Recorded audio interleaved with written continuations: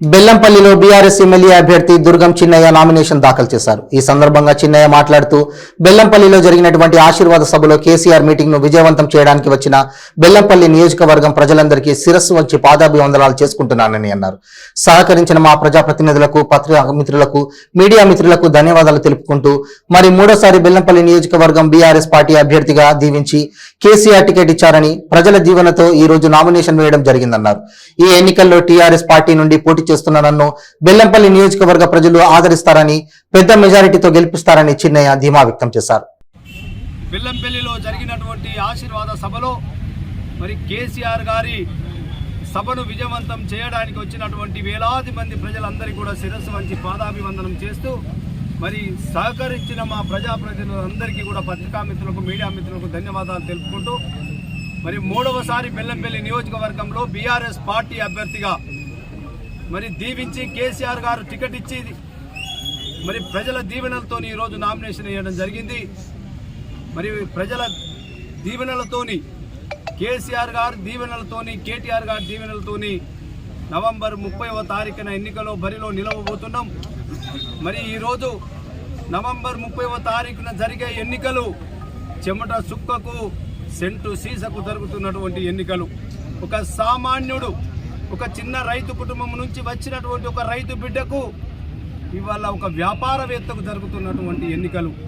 స్థానికంగా ప్రజల మధ్యలో ఉండి ఇక్కడే స్థానికంగా ఉన్నటువంటి బిడ్డకు ప్రజల మధ్యలో కష్టాల్లో ప్రజలకు అండగా నిలబడుతున్నటువంటి ఒక పేద బిడ్డకు, ఒక వ్యాపారవేత్తకు, స్వార్థ రాజకీయాల కోసం ఊసరి వెళ్ళిలాగా పార్టీలు మారే వ్యక్తికి నీతి నిజాయితీగా ప్రజల మధ్యనే బతుకుతున్నటువంటి ఒక చిన్న రైతు బిడ్డకు జరుగుతున్నటువంటి ఎన్నికలు.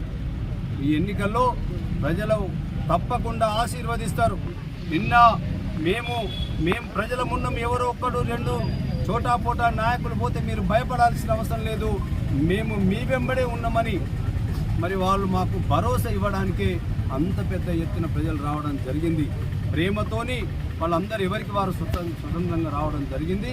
తప్పకుండా రాబోయే కాలంలో ఈ వలసవాదులను, డబ్బు సంతులతోని వచ్చినటువంటి వాళ్లను ప్రజలు దీవించరు. ఎందుకంటే కరోనా సమయంలో వందలాది మంది, వేలాది మంది ఇక్కడి ప్రజలు ఇబ్బంది పడితే ఒక్క రోజు కూడా ఎవరిని మందలించిన పాపాన పోలే.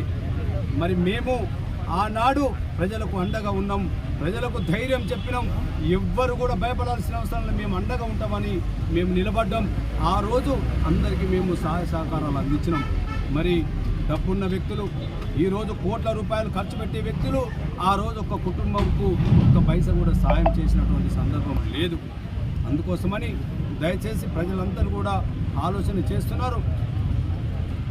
తప్పకుండా రాబోయే కాలంలో 3వ తారీఖు డిసెంబర్ 3వ తారీఖులో రిజల్ట్ రాబోతుంది.